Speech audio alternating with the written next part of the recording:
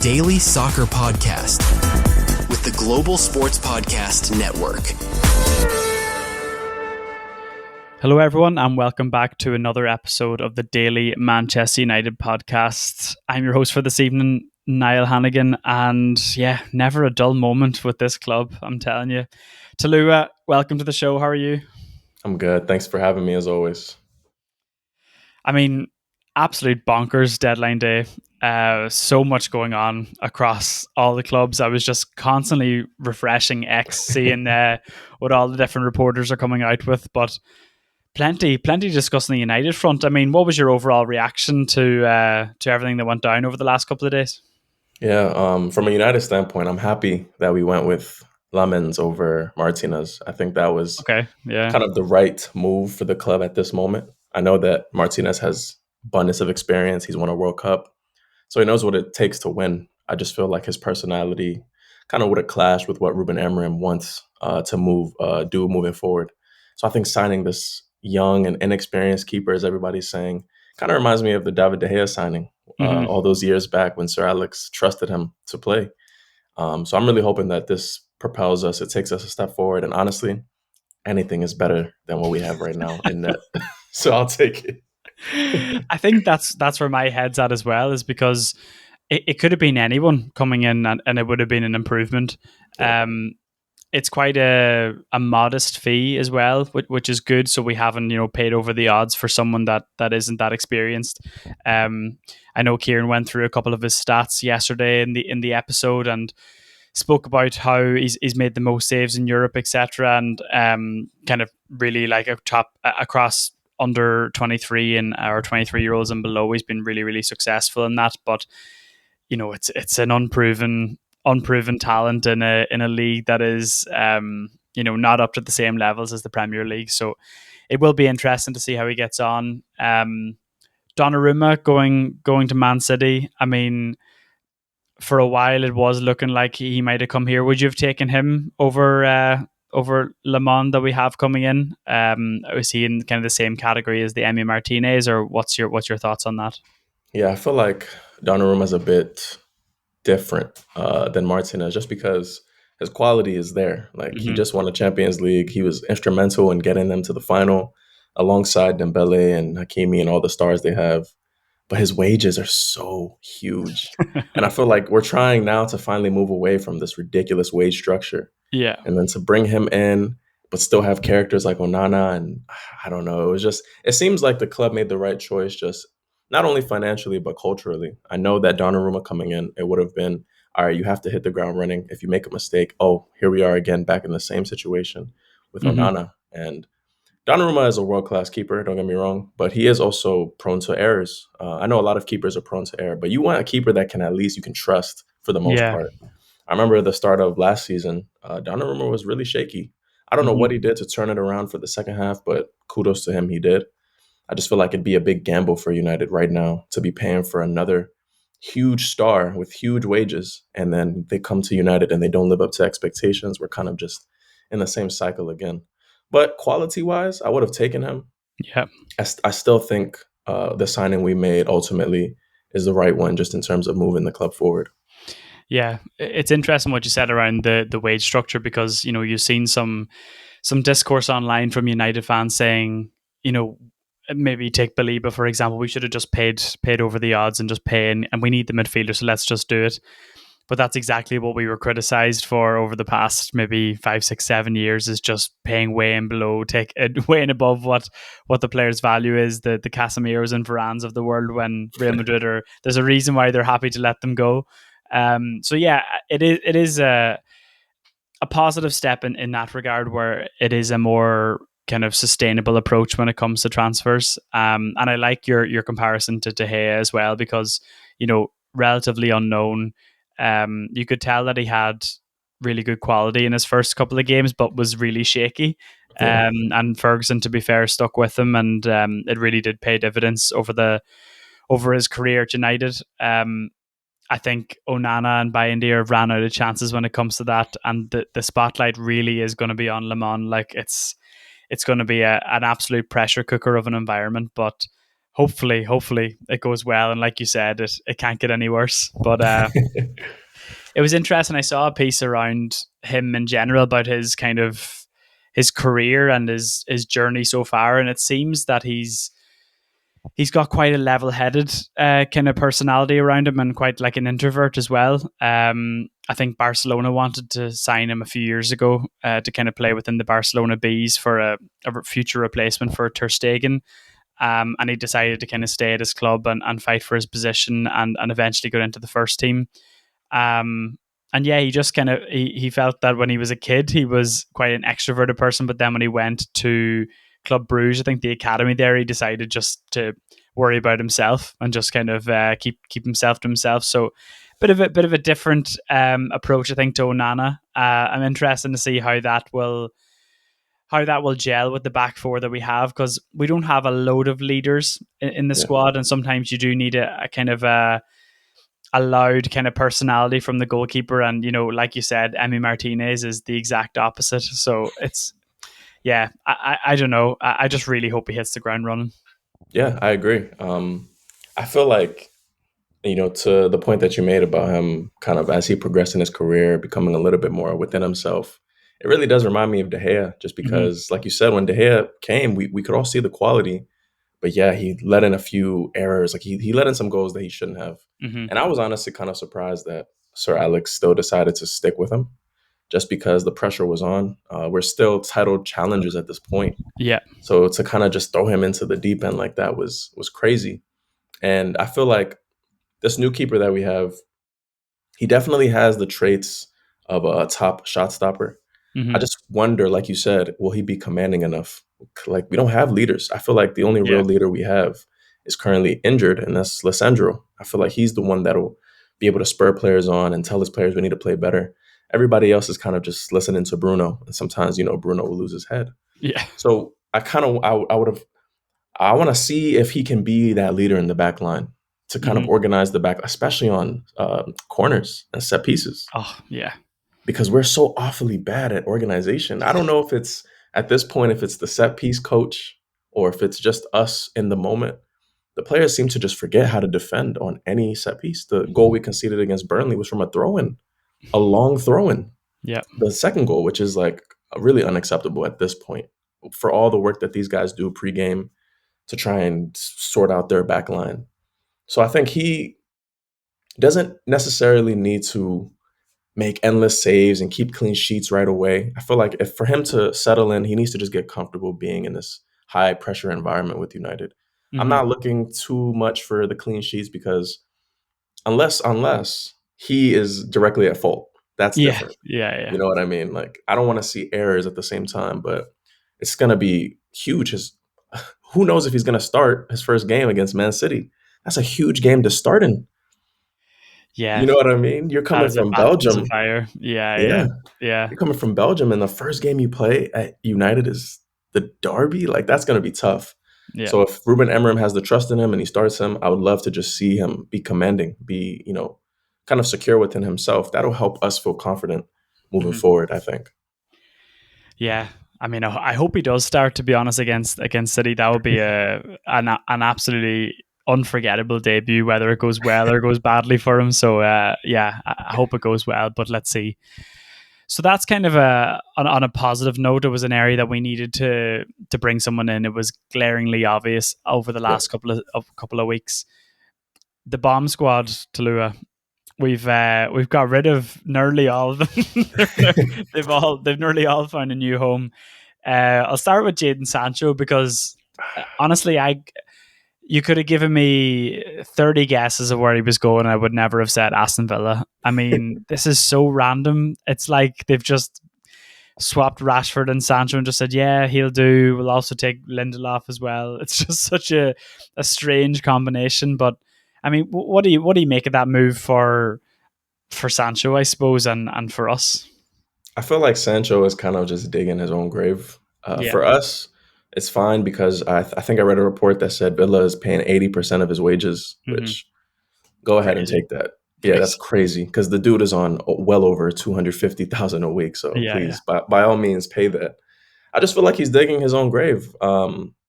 he somehow managed to stay in the Premier League, which I just don't think he's not at the quality to play in the No. league. And Chelsea, there's a reason why Chelsea did not want to pay him those wages. Mm-hmm. And it kind of baffles me that he had offers from all of these different historic clubs in Europe. Maybe not right now, the top clubs. He had an offer from Roma. I'm sure he had offers from several Turkish teams, like teams that have prestige. And he ended up going straight to Aston Villa, who, don't get me wrong, Aston Villa prior to this season have been kind of amazing for what they are. You know what I mean?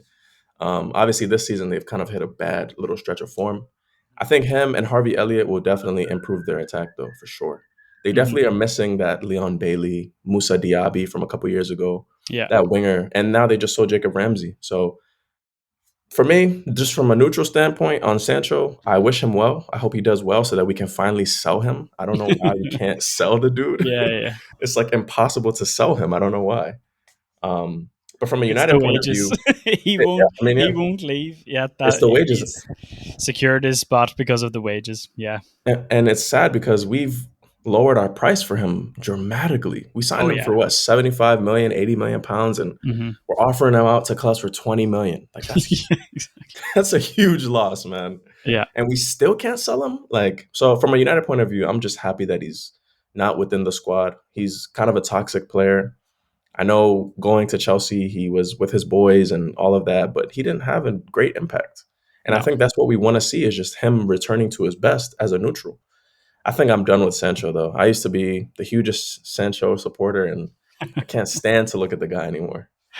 Yeah, I think we're all in the same boat. I think the sooner he kind of moves on to pastures new permanently would be a good move for both parties. I think whether he's going to get the same wage is a different story, but yeah, I mean, let's see how it goes. Aston Villa is shaping up to be quite interesting. I think they're lacking a lot of pace with Elliott and Sancho. There, probably pace that you really need for the Premier League, but let's see how they get on. They haven't had the greatest start, so maybe that can boost their efforts a bit, I suppose. Moving over to Spain, Anthony's gone back home again. We're never fall in love with a lone player, but the Betis fans are delighted to have him back. I think coming back to a roaring atmosphere. I'm actually happy for him. You know that he's just. I think it's in that Sancho situation where if he went on loan again, I'd be like, oh, just please leave. But now that he's left, I'm like, do you know what? I think I'm just happy that he's out of that as well, and the pressure can be totally lifted off him. But yeah, I just don't think he was ever up to the standard, really. It's a shame too because when we signed him and he scored that first goal against Arsenal, yeah. I'm literally thinking to myself like, yes, finally we found the one, a and hit, then yeah. it just went downhill from there. I mean, like I share the same opinion as you. I'm actually really happy for him. I don't think he deserved to be labeled amongst the bomb squad, just because I feel like he really tried hard to be at United and prove himself at United. But like you said, the quality just wasn't there. He just isn't really built for the speed of this game. And No. going to Spain is perfect for him. I feel like he can really stretch his legs. He can kind of stretch the defense. And his left foot, I mean, they love to let people shoot on their strong foot in Spain. Lamine Yamal is doing it with ease. Messi was doing it with ease. Ronaldo could effortlessly cut it on his right and shoot from long distance. So La Liga seems to be the perfect place for somebody who's one-footed. The Premier League really isn't. They'll show you to that side and then they'll bully you off the ball. So I think it's a great move for him. The fee, once again, I'm just kind of disappointed. We had to sell for such a cut price fee because I feel like his actual value in terms of his quality is much higher than I think it was like what, 21 million pounds, something like that. Yeah. Which is so like, I understand we paid, what was it, 90 million for him, which was absurd. Yeah. But I mean, come on. Like the clubs are just they're taking the mick out of us. Like honestly, They're fleecing it's a us. joke. Like it is a joke because you look at the market at the moment is just ridiculously inflated. But because United is so public about how badly they want to get rid of these players, it's just like I will just submit a horrendous offer and you kind of have to accept it. You know, it's just like it's the position we're in, it's the club we're at. We have to buy high, we sell low. It's I like know. the complete opposite of what you should be doing. But I don't know if that will ever change just because of the constant communication and media surrounding the club where if you know you want to get rid of a player, they will wait. And there's a reason why it all happened on the last couple of days of the window where United just got super desperate. Yeah. To your point, I mean, I think that's kind of why I'm a little okay with us not signing Baleba right now, just because I don't genuinely think he's worth 100 mil. Yeah. And you said it earlier in the episode. It's like we've been known for making those extravagant signings Yeah. for ridiculous fees, and then it doesn't work out. We let Paul Pogba go for free after we signed him for 80 mil. You know what I mean? Like, Yeah. and signing Paul Pogba was such a huge moment for the club. Everybody thought, you know what, we finally have our six that can dictate tempo, that can no, Back. Yeah. it just didn't work. So I'm kind of glad that we shied away from that. I kind of want the club to go back to a model like Liverpool, where obviously Liverpool have shattered the English Before record this year. twice. Before this year, where Liverpool would only sign a few players for more than over 50 million, 60 million. I think Van Dijk and Mane and those players were like the most expensive, and then Darwin was kind of an anomaly. But for the Yeah. most part, Liverpool are very economical and smart. Same with Arsenal. Even with Man City, they signed Ryan Cherky for 30 million. Yeah. But we always have to sign the most expensive player. And then when it doesn't work out, we're all wondering, why didn't it work out? Yeah. So all eggs in one basket and hope for the best. But anyway, we'll take a quick break here and we'll be back with a few more outgoings over the last couple of days.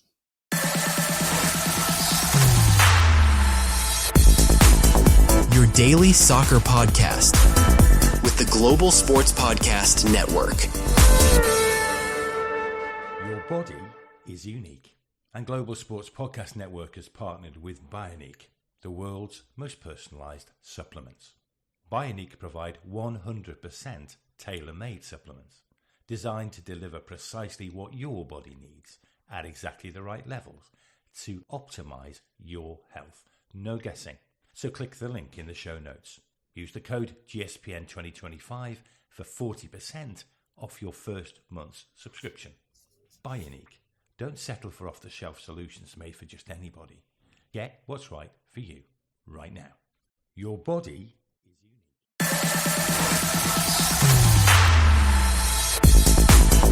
Your daily soccer podcast with the Global Sports Podcast Network.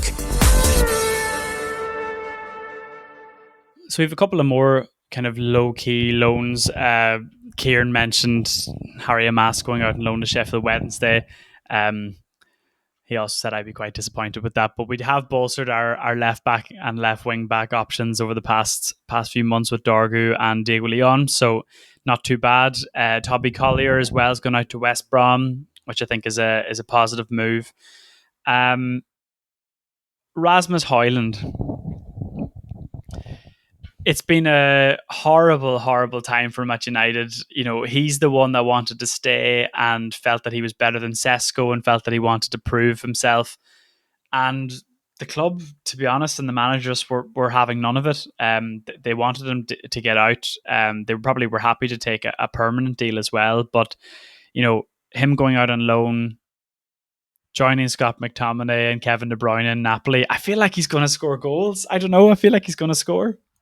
I think he's going to be brilliant, especially since Lukaku is out for 3 to 4 months. He's going to start. And I've been watching Napoli since at the start of the season. Lorenzo Luca is their current striker. They signed him from, I think, Udinese for a good fee.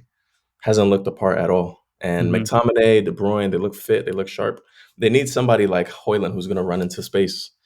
And he's gonna be electric, I think. Yeah. Especially, you know, with, like you said, he wanted to stay, so he's probably gonna use this anger and just frustration and just take it out on the Serie A league that he's already familiar with, a league that he played well in before we signed him. So I think he's gonna do well. I wish that we would have kept him and had him in a constant rotation with Benjamin Šeško, because I don't truly see Zirkzee being a backup striker. I feel like he's kind of a utility attacker where he can play anywhere, but his best traits aren't suited to being a finisher. He's more like a creator. Yep. So we've kind of left ourselves exposed up top. If Šeško gets hurt, we're gonna have to constantly see Mason Mount, Cunha, and Mbeumo rotate. I don't know if that's what Emre really wanted, you know?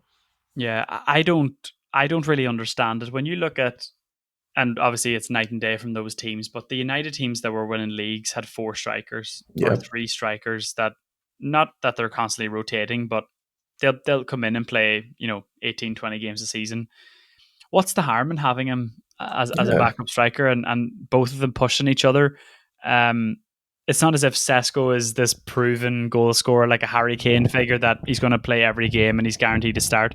They're very similar profiles. They're similar ages, similar big fees, unproven in the Premier League. I mean, like, I don't really get it. Like, let them battle it out.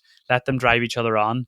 I agree with your Xerxes point. He's more of a facilitator, and he's more of a cover for those number 10 positions. He probably will play in the 9 and drop in and provide a bit more of a different dynamic with maybe Cunha and Buemo running in behind him, which could work, but not the profile that Amram normally plays with as the number 9. And he's super young as well. Like, he's still only 22. Yeah. Like, it's crazy, honestly. I mean, yeah, the scrutiny was absolutely massive on him. And he didn't perform, and there was a lot of things that he needed to improve on. But keep him at the club and let them battle it out and let them drive each other on. I don't really see the urgency of trying to get him out on loan. What was strange to me.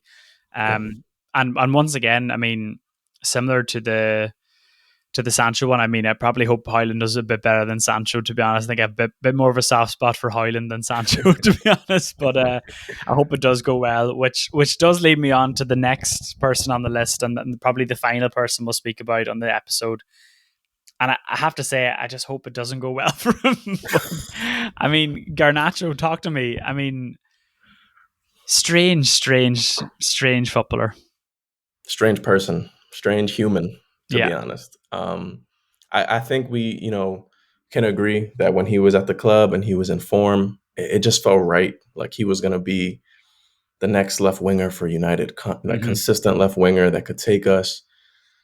But I don't know, man. The attitude on these guys just it stinks. And Garnacho is another one that just cares too much about, I feel like, his career more so than actually seeing the team win. He made some valid points, though. The Europa League final, I feel like he should have started that game. And for the form that he was in leading up into that game, it seemed like he was going to be that starter. But his attitude, that's the number one thing with Amarim. I can just tell. Yeah. His attitude. That's why certain players play over others and the fan base gets confused. And it's like you can tell that he really favors someone like Mason Mount because he'll give everything. And not just that, but he's technically gifted. And then he'll track back on top of that. Garnacho would not do that. And I agree. I hope he doesn't even see the pitch for Chelsea.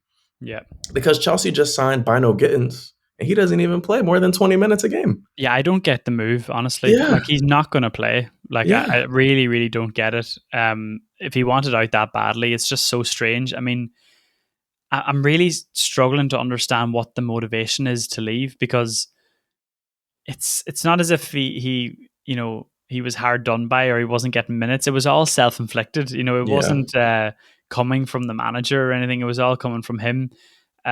He has an opportunity where United, I mean, you could say we could go further down, but in a way we can only kind of go up. Like, it can't get much worse. I mean, we could get relegated, but let's not go there yet. It's only a couple of games in. But, he has an opportunity to be one of those academy players to drive the club on, but just that mindset just doesn't seem to be there at all. Like, Chelsea is a graveyard for wingers. Like, I just don't understand. Like, what? I don't understand the move at all. Chelsea are just kind of buying commodities and then just looking to sell them to see if they end up doing well later down the line. But in order for his price to raise, or his value to rise, he needs to play and he needs to produce, and he hasn't been producing at all. And he had so many opportunities, especially under Ten Hag and then under Amarim as well for a stint. He was playing quite a lot. And you mentioned about the attitude. I can forgive someone for having a bad attitude if they're giving me 30 goals and they're performing incredibly. But if you're performing severely under par and not tracking back and complaining, then what's the point? Like, you're not really adding anything at all. So I am happy that got over the line. To be honest, I don't really care that it was only, I'm looking at it now, 46 million euro.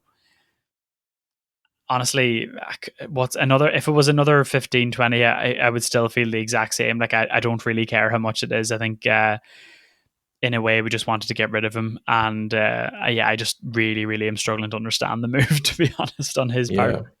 Yeah. I think Chelsea, like you said, they're just looking to buy and sell. They're not really looking to form a team. They just want the next big thing to come in. If it works out, great. If it doesn't, we can sell you.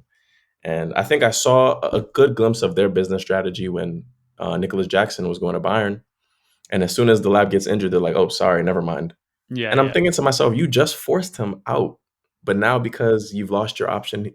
So that kind of tells me the state of that club. And for Garnacho to go to that club, that tells me what his mindset is all maybe about. it's a perfect combination, but they're just both awful in terms of Just those both things. awful. They're just made for each other. But yeah, I mean, to be honest, I don't want him to do that well, but I actually can't see him doing well at all Yeah. either. Like, I just don't see it. The players that they have, even that young Brazilian guy that they signed, Estevao, he's way better. He's Basically, better. Yeah, he's way he's better. better. And he's not even playing. So Yeah. it's a strange one, but let's see anyway. So finally, we're a couple of games into the season. Actually, before we wrap it up, your opinion on the transfer window closing in the middle of the season. If everything was, you were able to sort it where all the leagues kind of started at the same time, etc., would you prefer all the transfers to be done before the league starts, or do you kind of like this 2-3 week window where teams can say, oh, we are short in this area, we need to go out and find someone? Yeah, I think it gives teams kind of like a second chance.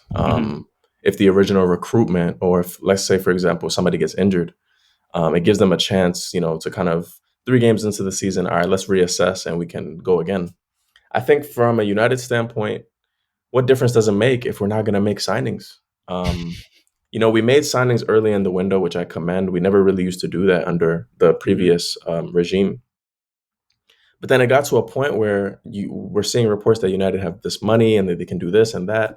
Even if we're not signing a midfielder like Baleba, why couldn't we go for somebody cheaper? Yeah, exactly. And that's where I think about, well, if the deadline had been earlier, would United have been more proactive instead of waiting until this time to say, by the way, they could have signed Lammens or way earlier in the transfer window. This was something that had been brewing for the entire window.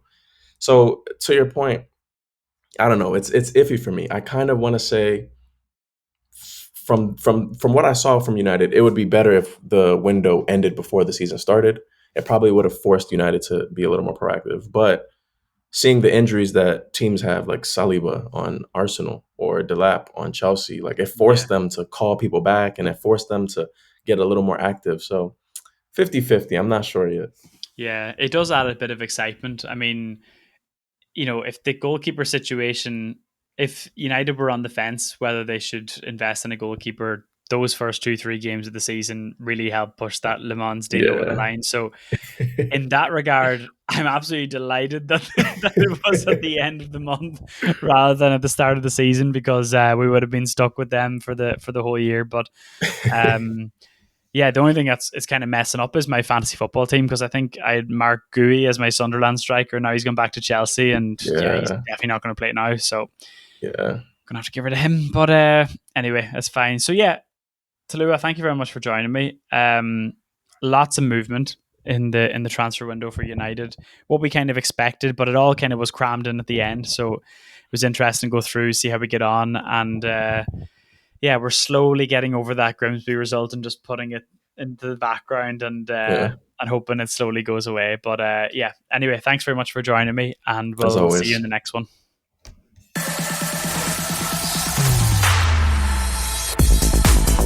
Your daily soccer podcast with the Global Sports Podcast Network.